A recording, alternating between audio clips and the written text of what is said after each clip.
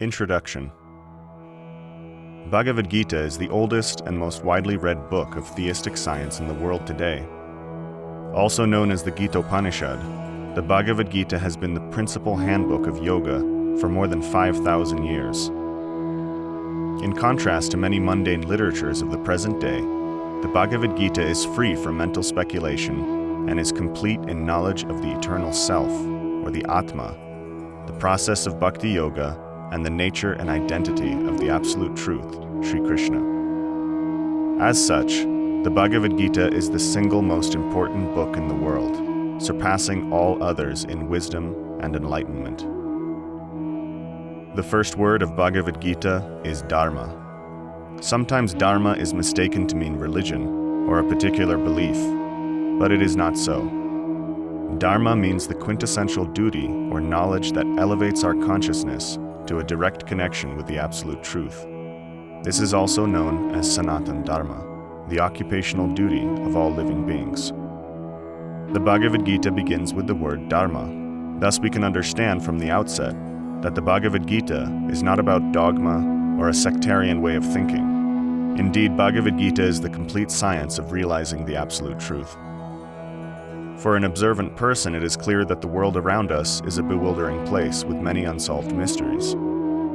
If one is seeking answers to the age-old questions of who am I, why do we suffer, where do we come from, what is the purpose of life, what happens after death, then one will find great satisfaction in the Bhagavad Gita, because the Gita answers these questions and more with the utmost clarity.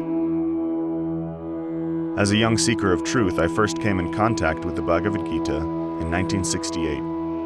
In subsequent years, I traveled to India and studied Bhagavad Gita under the foremost gurus of the late 20th century, A.C. Bhaktivedanta Swami Prabhupada and Swami B.R. Sridhardev Goswami. By the goodwill of these two great masters, the essential message of Bhagavad Gita entered my heart, and I was soon to be situated on the path of self-realization. As with any path in life, one will certainly encounter crossroads. The first crossroad that I came to while studying the Bhagavad Gita was to decide on the path, personal or impersonal. Was I to follow the path of personalism, to perfect the individual self, to enter into the spiritual sky of Vaikuntha planets and live eternally with the Supreme Person Sri Krishna? Or was I to follow the path of impersonalism, ending existence as an individual living being and merging myself into the Brahma Jyoti of infinite bliss? I chose the former, personalism, bhakti yoga. Bhagavad Gita is specifically meant for those following the path of bhakti yoga. Many impersonal philosophers have tried to lay claim to the Gita over the years, at times even claiming to be Sri Krishna, a claim that is exposed by the simple fact that they do not understand the message of Sri Krishna in Bhagavad Gita, despite its profound clarity. Sri Krishna is the original speaker of Bhagavad Gita. Therefore, he must know the message of the Gita better than anyone. And Krishna says in the 18th chapter that the message of the Gita is exclusively meant for those who are aspiring to know the absolute truth on the path of Bhakti Yoga. Bhagavad Gita is certainly a scholarly work, but one need not be a scholar to understand the Gita's straightforward and simple message. Indeed, Arjuna, the first student of Bhagavad Gita, was not a scholar, but a warrior. In the past, many great scholars, gurus, and self-realized masters have written illuminating commentaries to accompany the Gita, its as-it-is meaning, its poetry, philosophy, and its hidden treasure, so that the people of their time, as well as the people of future generations, may have a better appreciation of the message of Sri Krishna. We have now completed the first decade of the 21st century, and a host of such erudite commentaries on the Bhagavad Gita sit upon our bookshelves and in our libraries. Surely, there is no call for yet another. The message of Bhagavad Gita is eternal and unchanging, but the time that surrounds us is always changing. Thus, our perception of life, our current situation, and our necessity is also always changing. To meet the changing times and the present necessity, yet another commentary is being presented, a brief commentary, or anuvriti.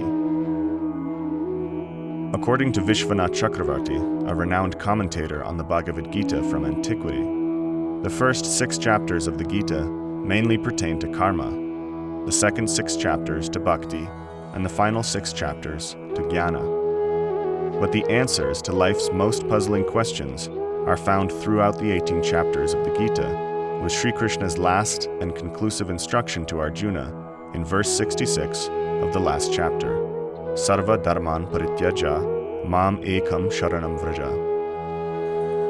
In our Anuvriti, we have not commented on each and every verse spoken by Sri Krishna, as we feel that by directly hearing from Krishna with one's intelligence, one receives the greatest knowledge, and further comment is not always necessary. The comments made in the Anuvriti are to highlight certain points and to reflect on what Krishna says with relevance to our world today. What lies ahead in our Anuvriti are the basics of Gaudiya Vaishnav philosophy, Achintya Bheda Bheda Tattva, and the essential understanding for the practice of Bhakti Yoga.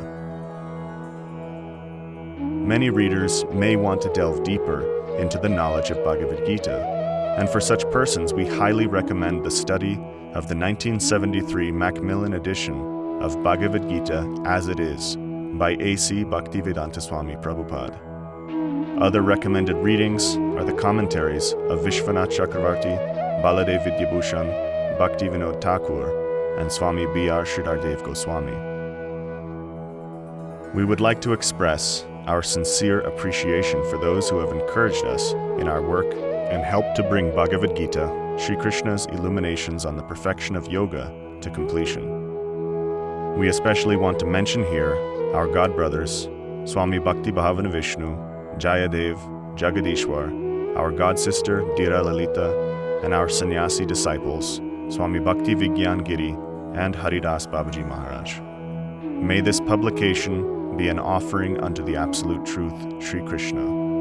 Krishnarpanamastu, Swami B.G. Narasingha. August 22nd, 2011. Sri Krishna Janmastami, Gaurabda, 526.